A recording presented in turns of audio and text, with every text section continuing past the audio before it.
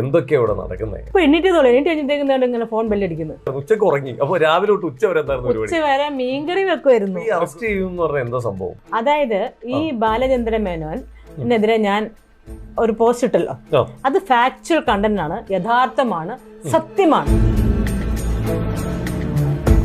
എന്നിട്ട് തിരിച്ച് ഞങ്ങൾ ഫ്ലാറ്റിലോട്ട് വന്നപ്പോൾ പുള്ളി എന്നെ വിളിച്ചിട്ട് പറഞ്ഞു ഫോട്ടോ എടുക്കണം, തിരിച്ചു വരാൻ പറഞ്ഞു. അവിടെ ചെന്നപ്പോൾ ഫോട്ടോഗ്രാഫർ ഇല്ലായിരുന്നു. ഇദ്ദേഹം തന്നെയാണ് ഒരു മൂളിപ്പാട്ടൊക്കെ പാടി അവിടെ ഇവിടെയൊക്കെ തൊട്ട് പുള്ളിക്കാരൻ ഫോട്ടോ എടുത്തത്. ഫോട്ടോ എടുത്തു കഴിഞ്ഞിട്ട് പുള്ളിക്കാരൻ്റെ ആഗ്രഹം പുള്ളിക്കാരൻ പറഞ്ഞപ്പം അയ്യോ അത് ശരിയാവത്തില്ല എന്ന് ഞാൻ പറയുന്നു. ഞാൻ ഇപ്പോൾ ആരെക്കുറിച്ച് ഞാൻ ഒരു അക്ഷരം മിണ്ടിയിട്ടില്ല. എനിക്ക് ഒരുപാട് ദുരന്ത അനുഭവം ഉണ്ടായി. അന്ന് എനിക്ക് 2 കൊച്ചു കുട്ടികൾ, സ്കൂളിൽ പോകുന്ന കുട്ടികളാണ്. ഞാൻ അവരുടെ പഠിത്ത കാര്യം നോക്കണോ അത് ഇതിങ്ങളുടെ പിറകെ സ്റ്റേഷൻ കയറി നടക്കണം. ഇത് ബെയിൽ ഓർഡർ ആണ്. Since the post uploaded on Facebook is stated to be still remaining. ഞാൻ ആരും പേടിച്ചിട്ട് സത്യം പിൻവലിക്കാൻ പോണില്ല. സത്യം സത്യം തന്നെ, അത് അവിടെ കിടക്കും, അവിടെ കിടക്കും, ആ സത്യമാ. മറ്റുള്ളവർ വിചാരിക്കും ഓ ഇത്രയും വലിയ നടനോ, ഈ നടന്മാരൊക്കെ വെറും മുഖംമൂടി ഇട്ടേക്കുന്നതാണ്.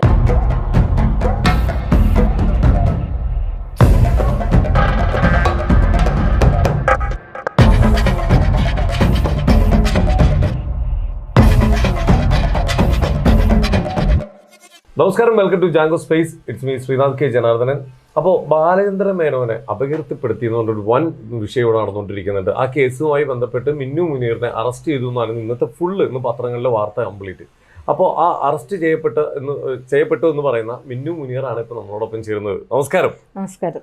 എന്തൊക്കെയാ ഇവിടെ നടക്കുന്നത്? എന്താ ഇവിടെ ഈ പ്രശ്നങ്ങളൊക്കെ? സത്യം പറയാം, ഞാൻ കിടന്ന് ഉറങ്ങുമായിരുന്നു. ഇന്നത്തെ ദിവസം ഞാൻ പുറത്തോട്ട് പോലും പോയിട്ടില്ല. ഞാൻ ഉച്ചക്ക് കിടന്ന ചോറ് കൊണ്ടിട്ട് നല്ല സുഖമായിട്ട് നല്ല മീൻകറിയൊക്കെ രാവിലെ വെച്ച് ചോറൊക്കെ കൊണ്ട് കിടന്നുറങ്ങി. ഇപ്പൊ എണീറ്റ് കഴിഞ്ഞിട്ടേക്കുന്നുണ്ട് ഇങ്ങനെ ഫോൺ ബെല്ലടിക്കുന്നത്. ഓക്കെ, അപ്പൊ ഉച്ച വരെ എന്തായിരുന്നു? ഉച്ചക്ക് ഉറങ്ങി. അപ്പൊ രാവിലെ തൊട്ട് ഉച്ച വരെ എന്തായിരുന്നു? ഉച്ച വരെ മീൻകറി വെക്കുമായിരുന്നു. മീൻകറി വെച്ചു, ബീൻസ് മെഴുക്ക് പുരട്ടി വെച്ചു, ചോറ് വെച്ചു, കിച്ചനൊക്കെ ക്ലീൻ ചെയ്ത് പിന്നെ നന്നായിട്ട് ഭക്ഷണമൊക്കെ വെച്ച് കിടന്നു. അപ്പൊ ഈ അറസ്റ്റ് ചെയ്യുമെന്ന് പറഞ്ഞാൽ എന്താ സംഭവം? ഈ അറസ്റ്റ് എന്നെ ചെയ്തില്ലല്ലോ. അറസ്റ്റ് ചെയ്തില്ല. അറസ്റ്റ് ചെയ്ത് വിട്ടയച്ചു എന്നൊക്കെയാണ് വാർത്തകൾ വരുന്നത്. അതായത് ഈ ബാലചന്ദ്രൻ മേനോനെതിരെ ഞാൻ ഒരു പോസ്റ്റ് ഇട്ടല്ലോ, അത് ഫാക്ച്വൽ കണ്ടന്റ് ആണ്, യഥാർത്ഥമാണ്, സത്യമാണ്. കാരണം ഞാൻ അദ്ദേഹത്തിന്റെ സിനിമയിലാണ് ഞാൻ ആദ്യമായിട്ട് അഭിനയിക്കാൻ വന്നത്. എനിക്ക് ഈ സിനിമയെ കുറിച്ച് അന്ന് ABCD പോലും അറിയത്തില്ല.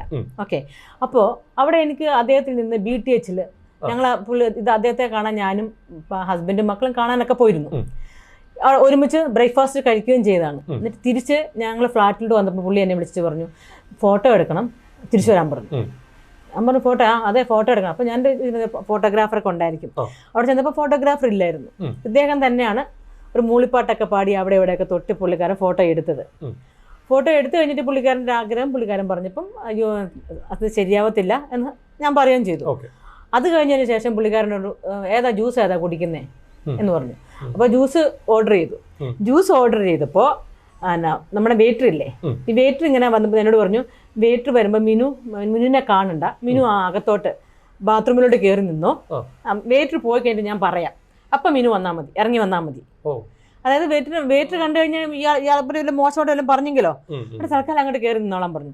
അതുപോലെ എനിക്ക് പറഞ്ഞു തന്ന പ്രകാരം വെയിറ്റർ ജ്യൂസും കൊണ്ട് വന്നപ്പോൾ ഞാൻ അകത്തോട്ട് ബാത്റൂമിൽ കയറി നിന്നു. അത് കഴിഞ്ഞിട്ട് ഞാൻ ഇങ്ങനെ നിൽക്കുമോ കുറേ നേരം. അത് കുറേ നേരം വെയിറ്ററും എല്ലാം പോയി കഴിഞ്ഞ് പുള്ളിക്കാരൻ എന്നെ വിളിച്ചു. അപ്പം ഞാൻ പുറത്തു വന്നു അല്ല അതല്ല ഒന്നുമില്ല, ശരി കുടിക്കാൻ ആ ജ്യൂസ് കുടിക്കാൻ തോന്നുന്നു. ഞാനെന്താ 10 മണി അങ്ങനെ ആയിക്കാണും. ഞാൻ ഒരൊറ്റ വലിക്ക് ഞാൻ ആ ജ്യൂസ് കുടിക്കുകയും ചെയ്തു. അല്ലല്ല, പകല് 10 മണിക്കാണ് സംഭവം.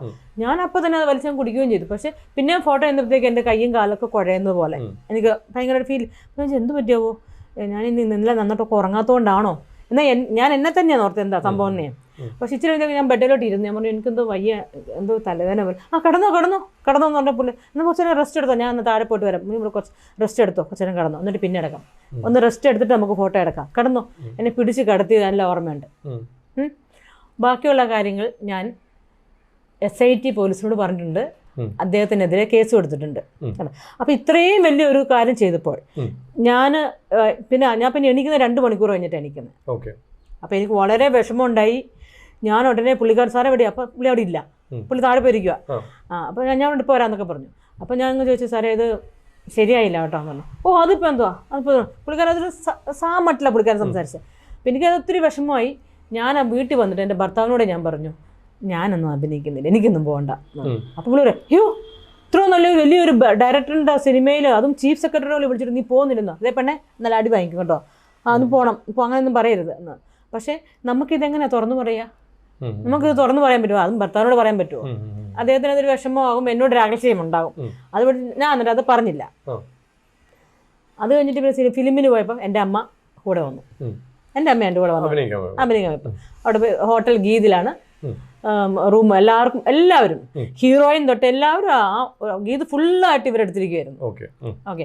അപ്പോൾ അവിടെ വെച്ച് ഞാൻ ഹീറോയിനെ പരിചയപ്പെടുകയും പുതിയ ഹീറോയിനെ പരിചയപ്പെടുകയും ഞങ്ങൾ ജിമ്മിൽ ഞങ്ങൾ ഡെയിലി പോകുമായിരുന്നു. അപ്പോൾ ജിമ്മിൽ വെച്ച് കണ്ട് ഫോട്ടോ എല്ലാം എടുത്തിട്ടുണ്ട്. അതെല്ലാം നമുക്ക് ഒരുപാട് കാര്യങ്ങൾ പ്രൂഫുണ്ട്. അപ്പോൾ ഇദ്ദേഹത്തിൻ്റെ ഒരു ബർത്ത്ഡേ വന്നു. ബർത്ത്ഡേ വന്നപ്പം അവിടെ ഈ ഗീത് ഹോട്ടലിൽ വെച്ച് ഫംഗ്ഷൻ, അതിന്റെ വീഡിയോ ഉണ്ട്. അപ്പൊ ഗീത് ഹോട്ടൽ അല്ലാന്ന് പറയാൻ പറ്റുമോ?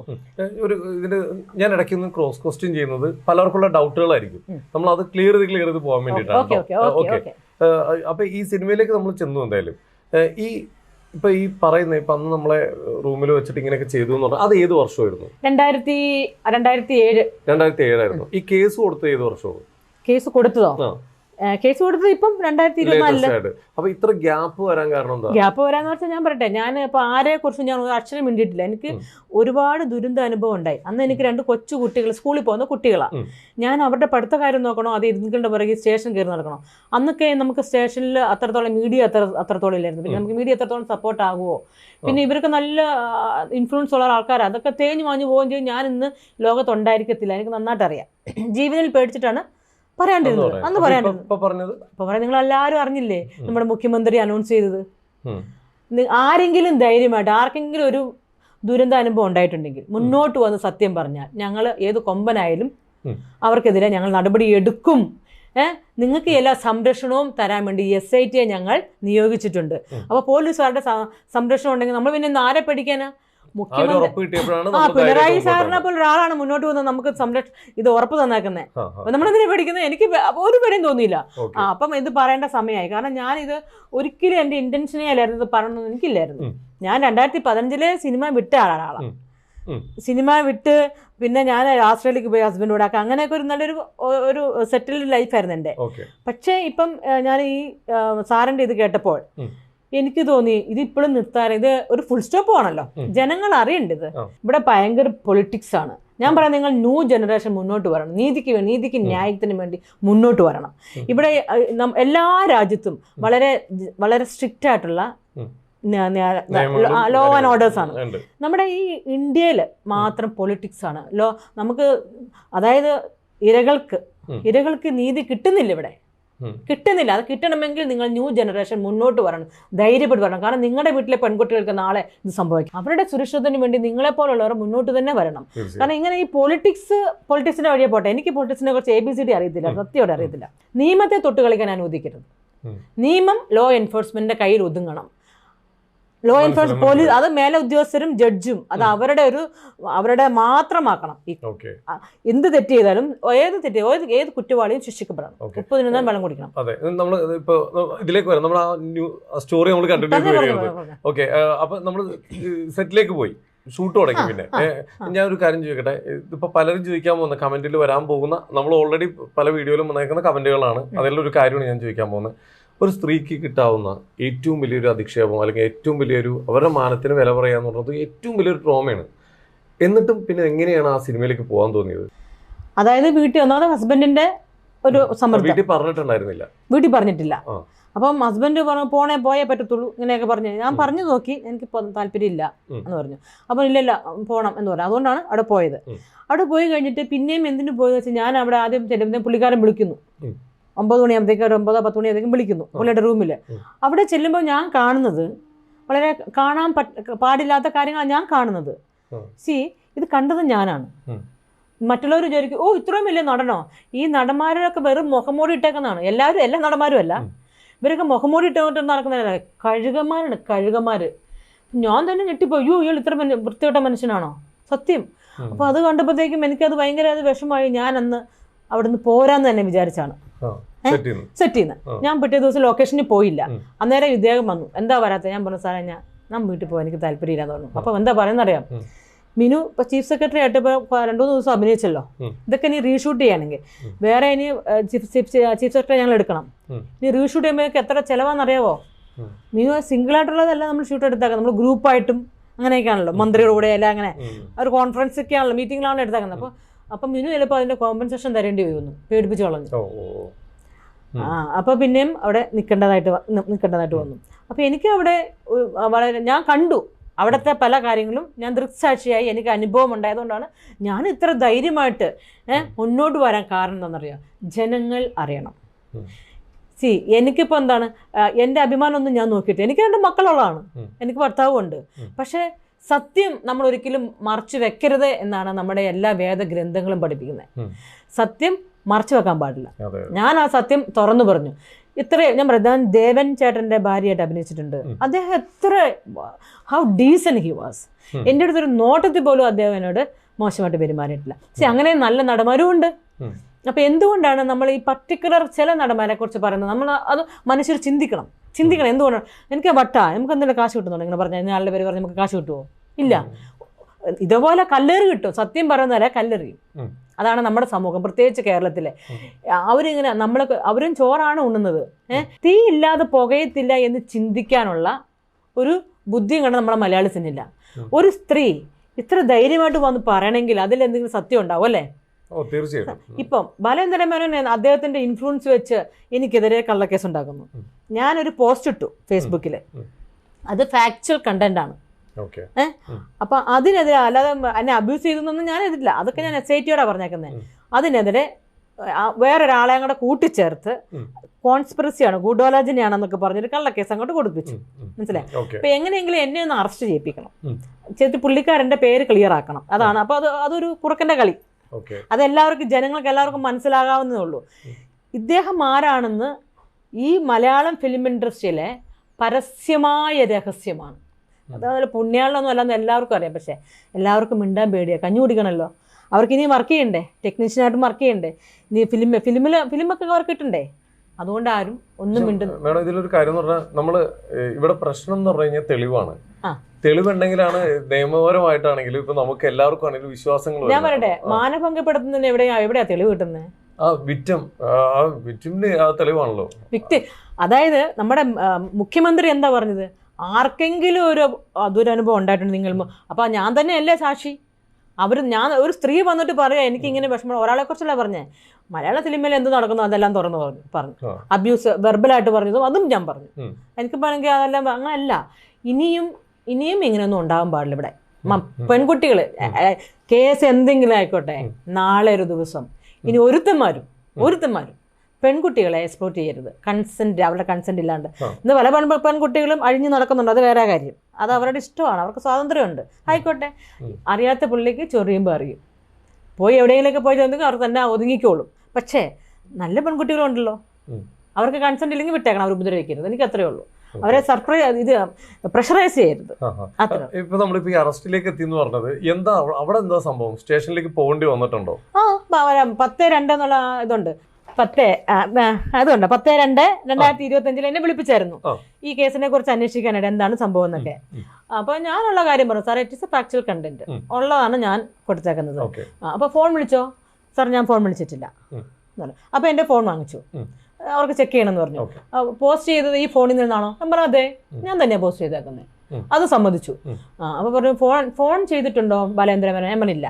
അത് വേണമെങ്കിൽ എന്റെ ഫോണിൽ നിന്ന് വേണമെങ്കിൽ ചെക്ക് ചെയ്താൽ. അപ്പൊ രാവിലെ തൊട്ട് വൈകുന്നേരം വരെ ഇവർ ഈ ഫോൺ എൻ്റെ ചെക്ക് ചെയ്തു, എല്ലാം റിട്രീവ് ചെയ്തെടുത്താ ഫോണിൽ നിന്ന് കംപ്ലീറ്റ്. എടുത്തോട്ടെ, അതിനകത്തൊന്നും എന്തെങ്കിലും ഉണ്ടെങ്കിൽ പോലെ. അപ്പോൾ അവരത് നോക്കിയിട്ട് അതിനകത്ത് ഞാൻ ബാലേന്ദ്രൻ മേനോനെ വിളിച്ച ഒരു ഇതുമില്ല. ഞാൻ ഇന്ന് ഈ വീട്ടിൽ നിന്ന് പുറത്തിറങ്ങിയിട്ടില്ല. അപ്പം പോയിട്ടില്ല. ഇന്നത്തെ ദിവസം അത് ഇയാളുടെ ഇൻഫ്ലുവൻസ് കാരണം ഇയാൾ ഇങ്ങനെ പറഞ്ഞേക്കുന്ന ന്യൂസ് നല്ല അയാളുടെ പേര് ക്ലിയർ ആകത്തുള്ളൂ. ജനങ്ങളെ തെറ്റിദ്ധരിപ്പിക്കാൻ വേണ്ടിയുള്ള ഒരു ന്യൂസാണിത്. എനിക്കിത് ഞാൻ ബെയിലെടുത്തു. എനിക്ക് അറസ്റ്റ് ചെയ്യുന്ന ഞാൻ ബെയിലെടുത്തു, ഓൾറെഡി എടുത്താ. ആന്റിസിപ്പേറ്ററി ബെയിൽ ഉണ്ടെങ്കിൽ പിന്നെ എന്തിനാ അറസ്റ്റ് ചെയ്യുന്നത്? മുൻകൂർ ജാമ്യം എടുത്തു, അപ്പൊ അറസ്റ്റ് ചെയ്യേണ്ട ആവശ്യമുണ്ടോ? അപ്പൊ ഞാൻ ഒരു കാര്യം ചോദിക്കട്ടെ, ഇപ്പൊ എന്നെ അറസ്റ്റ് ചെയ്തെന്ന് പറഞ്ഞ ഒരാള് പറഞ്ഞു, വെറുതെ ഒരു വാർത്ത ഉണ്ടാക്കി, എല്ലാ മീഡിയക്കാരും അത് ഏറ്റെടുത്തെങ്കിൽ അത് ഞാൻ നിന്നൊരു വ്യക്തി ഞാൻ ചിലപ്പോൾ അവർക്കെതിരെ നടപടി എടുക്കും. കാരണം വെറുതെ അനാവശ്യമായിട്ട് വീട്ടിലിരിക്കുന്ന എന്നെ അറസ്റ്റ് ചെയ്യുന്നു ഇത്രയും സാമൂഹ്യ മാധ്യമങ്ങളിൽ ഞാൻ പറയട്ടെ, നാക്കം കൊണ്ട് പറഞ്ഞോട്ടെ, ചാനലിലൊക്കെ പലതും പറയും സ്വാധീനം വെച്ച്. അപ്പൊ നമുക്ക് തിരിച്ചു അല്ല ഞാൻ പറയട്ടെ, എന്നെ ഇപ്പൊ അറസ്റ്റ് ചെയ്യുന്നോ തല മുണ്ടിട്ട് എന്തിനും ആരൊരു ഒരു ഫോട്ടോ എങ്കിലും എടുക്കണം, ഒരു മീഡിയ എങ്കിലും ഞാൻ പോലീസുകാരോട് നിൽക്കുന്നതായിട്ടും അറസ്റ്റ് ചെയ്ത് രേഖപ്പെടുത്താൻ ഫോട്ടോ വേണ്ടേ? അതൊന്നും ഇല്ലല്ലോ. ഇത് നുണയാണ്. അതിനൊന്നും എനിക്ക് സമയമില്ല കേട്ടോ, സത്യമായിട്ട് സമയം.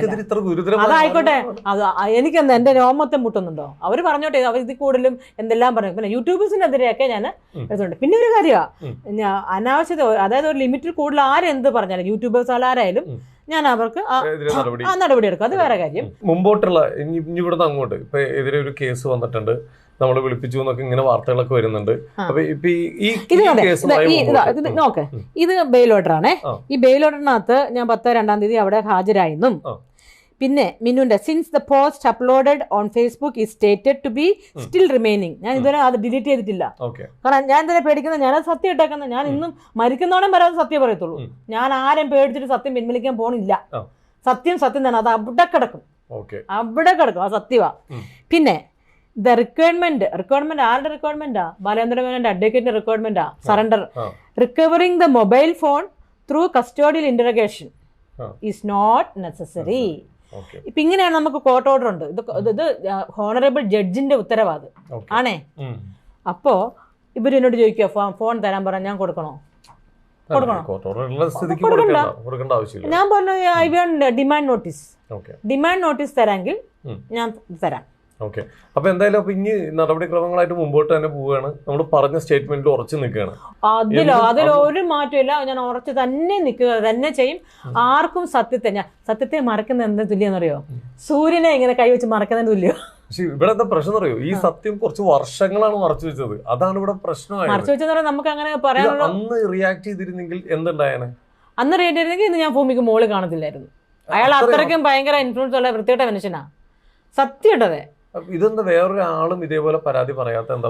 ഞാനൊരു കാര്യം പറയട്ടെ, ഇത് വർഷങ്ങൾക്ക് മുമ്പായിരുന്നല്ലോ. അന്ന് അവര് എങ്ങായിരിക്കും, 15 വർഷമായില്ലേ. അപ്പോൾ ഇപ്പൊ അവർ കല്യാണം കഴിച്ചു കാണും, ഹസ്ബൻഡ് ഉണ്ടായിരിക്കും, കുട്ടികളുണ്ടാവും. അപ്പൊ അവരുടെ കുടുംബത്തെ ഞാൻ തകർക്കണോ? അല്ല, അന്ന് പറയാത്ത എന്താ അവരൊക്കെ ഇതേപോലെ? എല്ലാവർക്കും ഈ പേടിയാണോ? എല്ലാവർക്കും പേടിയാ. പറയാൻ തന്നെ പേടി. ഇയാളെ എല്ലാവർക്കും തന്നെ പേടിയാണ്. ഈ സിനിമാ ഫീൽഡിൽ ചിലർ ഇങ്ങനെ നിൽക്കുന്നത്, നടന്മാരെയൊക്കെ പേടിച്ച് കാല് തൊടുന്നു. സാറേ ഇങ്ങനെയൊക്കെ നിൽക്കേണ്ട ആവശ്യം എന്താ? ഞാൻ തന്നെ ഇതെന്തെങ്കിലും സത്യം പറയാം, എന്നെ പലയിടത്തുനിന്നും കാല് തൊടാത്തോണ്ട് എന്നെ പറഞ്ഞു വിട്ടിട്ടുണ്ട്. ഒരു സ്റ്റേജ് ഷോയ്ക്ക് പോയി. സ്റ്റേജ് ഷോയ്ക്ക് പോയപ്പോഴത്തേക്ക് അവിടെ മരിച്ച ആളെയൊക്കെ പറ്റി പറയാൻ പാടില്ല. പക്ഷെ എന്നാലും കൽപ്പനയുടെ കാലെ തൊട്ടിട്ട് വേണം എല്ലാവരും സ്റ്റേജിലോട്ട് കയറാൻ. അപ്പൊ ഞാൻ തൊടാനൊന്നും പോയില്ല. കാരണം ഷീ ഈസ് നോട്ട് മൈ ഗുരു. എൻ്റെ ഗുരുവല്ല, എൻ്റെ അമ്മയല്ല, എൻ്റെ അപ്പനുമല്ല. ഞാൻ തൊടാതെ ഞാൻ അങ്ങോട്ട് കയറിപ്പോയി. അവിടെ പറഞ്ഞു മിനു അഹങ്കാരിയാണ്, ഇനി ഒരു ഒറ്റ പ്രോഗ്രാമിന്, എൻ്റെ പ്രോഗ്രാമിന് മിനുവിനെ വിളിച്ചു പോയേക്കരുത് എന്ന് പറഞ്ഞിട്ട് ഇതാക്കി. ഭയങ്കര ദേഷ്യമായിരുന്നത്. അപ്പോൾ എല്ലാവർക്കും അതെ, എല്ലാ സീനിയേഴ്സ് നടികൾക്ക് ജൂനിയറായിട്ട് വരുന്നവരൊക്കെ കാലെ തൊട്ടണം, ആദ്യമായിട്ട് വരുന്നവരൊക്കെ. അങ്ങനെ ഇപ്പോഴും ഉണ്ടല്ലോ. അതപ്പോൾ ഫേസ്ബുക്കിൽ കണ്ടില്ലേ, ഏതൊരു പുതിയ നടി തൊട്ടിട്ട് എന്താ പക്രുവിനെ തൊട്ടില്ലെന്നോ കാല തൊടാതെ ന്യൂസ് ഞാൻ കണ്ടായിരുന്നു. അത് എന്തെങ്കിലും ആയിക്കോട്ടെ, അതിപ്പോൾ നടക്കുന്നുണ്ടെന്ന് മനസ്സിലായല്ലോ. പുതിയതായിട്ട് വരുന്നവരുടെ പരിപാടി ഇപ്പോൾ സീനിയർ ആൾക്കാരുടെ കാലെ തൊടുക, വന്ദിക്കുക, എന്തിനാണ്? ദൈവം ഒരാളല്ലേ ഉള്ളൂ, നമ്മൾ ദൈവത്തിനെ ആശ്രയിച്ചാൽ പോരെ. നമ്മൾ ഗുരുക്കന്മാർക്ക് കൊടുക്കണം. അത് ഗുരുവാണോ?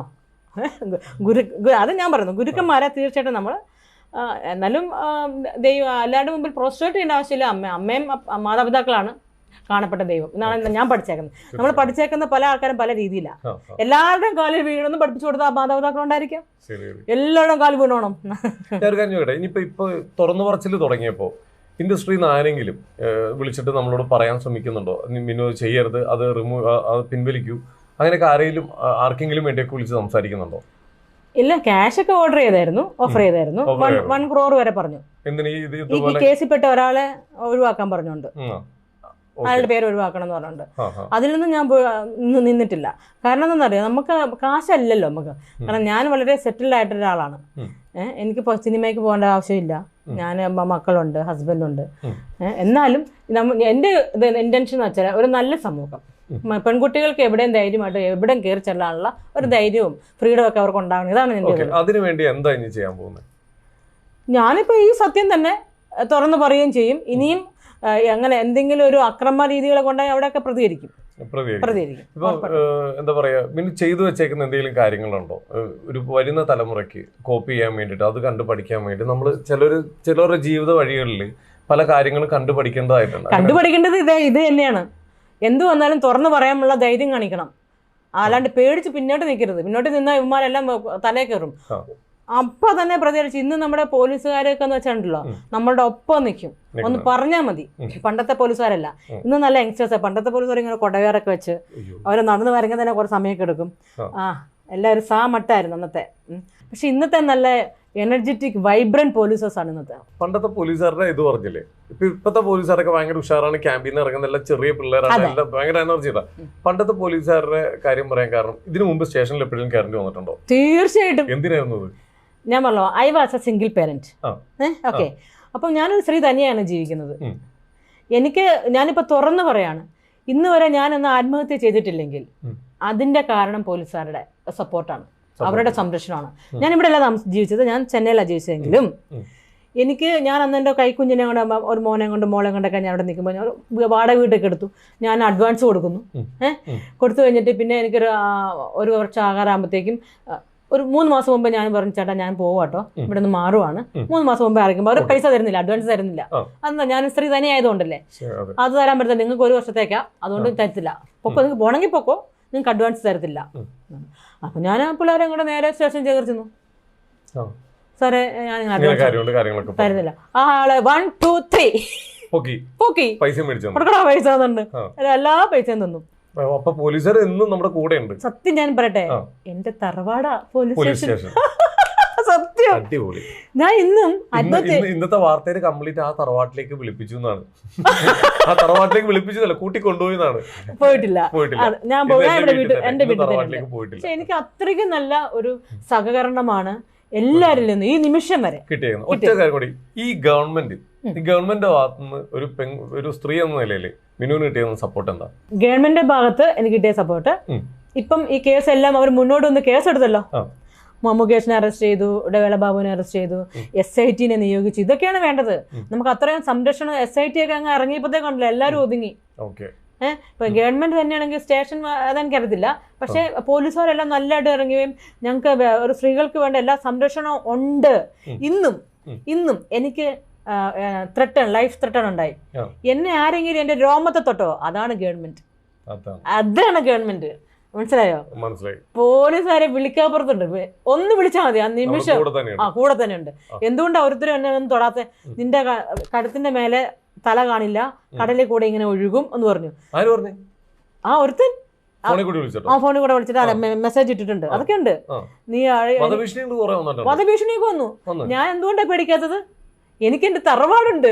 തറവാട്ടിലെ പോലീസ് എന്ന് പറയരുത്, എന്റെ ചേട്ടന്മാരാണ്. ചേട്ടന്മാരും അനിയന്മാരും ചേച്ചിമാരും അനിയത്തിമാരും. ഞാനങ്ങനെ അവരെല്ലാരും ഉണ്ട്. അവരുള്ളപ്പോ ഞാനെന്തിനാ പേടിക്കുന്നത്? പിന്നെ നമ്മുടെ മൂത്ത ചേട്ടനില്ലേ, മുഖ്യമന്ത്രി, പുള്ളിക്കാരൻ ഭരിക്കുന്ന ഈ നാട്ടില് എന്തിനാ സ്ത്രീകൾ പേടിക്കാൻ പാടില്ല? അദ്ദേഹത്തിന് ഒരു മോളുള്ളതല്ലേ? ആണല്ലോ. അപ്പൊ പിന്നെ എന്തിനാ പെൺകുട്ടികൾ പേടിക്കുന്നത്? ധൈര്യമായിട്ട് നിങ്ങൾക്ക് എന്ത് പ്രശ്നം ഉണ്ടായാലും. ഇപ്പൊ തന്നെ ഓരോ പെൺകുട്ടികൾ പുറത്തു വരാൻ തുടങ്ങി.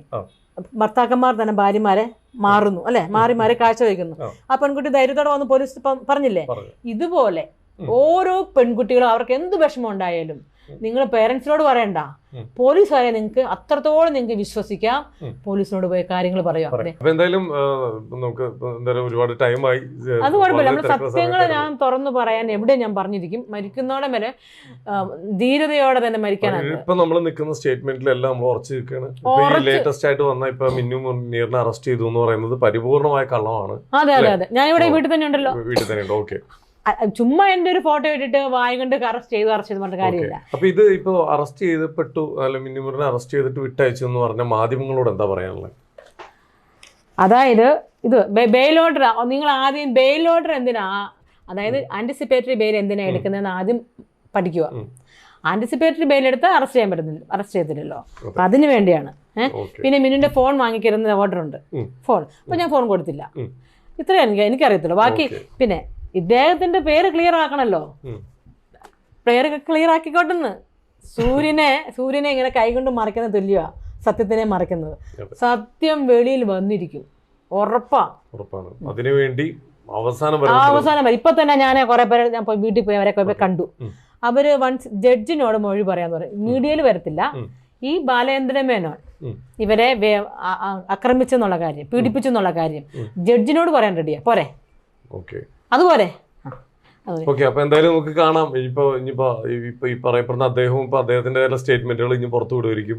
അപ്പൊ എന്തായാലും നമുക്ക് ഇത് ഇനി മുമ്പോട്ട് തന്നെ ഉണ്ടാവും. ഇതിനൊരു ഉത്തരം കാണുന്നവരെ തീർച്ചയായിട്ടും ഞാൻ I will go to any extent for the justice. നമുക്ക് എന്താ വട്ടാണോ ഇങ്ങനെ വന്നിട്ട് ഓരോ കാര്യങ്ങൾ? അങ്ങനെയാണെങ്കിൽ ഞാൻ പറയട്ടെ, കാശിനാണെങ്കിൽ ഞാൻ പൃഥ്വിരാജിനോട് അഭിനയിച്ചിട്ടുണ്ട്. പൃഥ്വിരാജിന്റെ കലണ്ടർ എന്ന സിനിമയിൽ ഞാൻ ഉണ്ടായിരുന്നു. അദ്ദേഹത്തെ കണ്ടതാണ്.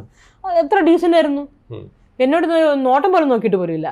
പിന്നെ വൺ വേ ടിക്കറ്റിനകത്തുണ്ടായിരുന്നു പൃഥ്വിരാജ്. പിന്നെ ജഗദീഷ് ശ്രീകുമാർ ചേട്ടൻ, അവരൊക്കെ അന്നൊക്കെ നല്ല ഫോമിലാണ്. ചേട്ടനൊക്കെ സലീം കുമാർ ചേട്ടൻ, അവരെല്ലാവരും ഇവരാരും എൻ്റെ അടുത്ത് എല്ലാ റെസ്പെക്റ്റോടെ എനിക്ക് തന്നിട്ടുണ്ട്. ഞാൻ എന്തുകൊണ്ട് അവരുടെ ഒന്നും പേര് പറയാത്തത്? അങ്ങനെയാണെങ്കിൽ എന്താ ലാലേട്ടൻ്റെ പേര് പറയാൻ മേലേ? എന്തുകൊണ്ട് പറയാത്തത്? മമ്മൂക്കായുടെ പേര് പറയാൻ മേലേ? നമുക്ക് അങ്ങനെ എന്തെങ്കിലും ദുരുദ്ദേശമാണെങ്കിൽ ഇവരുടെയൊക്കെ വലിയ ആൾക്കാരുടെ പേര് പറഞ്ഞാൽ പോരെ. പക്ഷേ ഇവരുടെ പേര് പറയണമെങ്കിൽ എന്താ, തീയില്ലാതെ പുകയത്തില്ല. ചുമ്മാ ഒരു സ്ത്രീ ഒന്ന് പറയുമോ? അപ്പം പോലീസുകാർ ശരിക്കുമുള്ള അന്വേഷണം നടത്തണം. ഇതേ ഇങ്ങോട്ട് നോക്കി എന്ന സിനിമയിലെ അതിനകത്ത് എല്ലാവരും ഉണ്ടല്ലോ. അതിനകത്ത് ഫോട്ടോ, എൻ്റെ ഫോട്ടോ ഉണ്ട്, ഫോട്ടോ കാണിച്ചു കൊടുക്കാം. ഇവരോട് പോയി ചോദിക്കട്ടെ, ഇവരെ വിളിച്ച് ഓരോരുത്തരും വിളിച്ച് അന്വേഷിക്കട്ടെ. അപ്പോൾ സത്യം വെളിയിൽ വരും. പക്ഷെ അന്വേഷിപ്പിക്കത്തില്ല, ഇദ്ദേഹത്തിന്റെ ഇൻഫ്ലുവൻസ് കാരണം അന്വേഷിപ്പിക്കാണ്ടിരിക്കുക. അതാണ്. അപ്പോൾ അങ്ങനെയുള്ള ഞാൻ പറയുന്ന പറയാം, നമ്മുടെ യങ് ജനറേഷനൊക്കെ ഇതിനെതിരെ നല്ല പ്രതികരിച്ച് മുന്നോട്ട് വരണം. ഞാനൊരു സ്ത്രീ ഒറ്റയ്ക്ക് വന്നിട്ട് പോലും എന്തുകൊണ്ട് ജനങ്ങൾ ധൈര്യമായിട്ട് നിൽക്കണില്ല? ഞാൻ ഒറ്റയ്ക്ക് വന്ന് നിൽക്കുക. സത്യം പറഞ്ഞ് ഞാനാണ് വന്ന് പറയുമ്പോൾ ആ കൂടെ നിങ്ങൾ നിൽക്കണേ. ഒന്നും ഇല്ലാണ്ടൊരു സ്ത്രീ പറയത്തില്ല. എന്തായാലും നമുക്ക് ഇനി ബാക്കി കണ്ടറിയാം. എന്തായാലും സത്യം ആരുടെ ഭാഗത്താണ് അവർ വിജയിക്കട്ടെ. വിജയിക്കും, തീർച്ചയായിട്ടും. ദൈവം നീതിയുടെ കൂടെയാ. ഉറപ്പായിട്ടും. കുറെ പേരെ തല്ലിയ കൈയാണ്. ഓക്കെ. അപ്പൊ എന്തായാലും താങ്ക് യു. അപ്പൊ എന്തായാലും ബാക്കി നമുക്ക് കണ്ടറിയാം. Okay, thank you.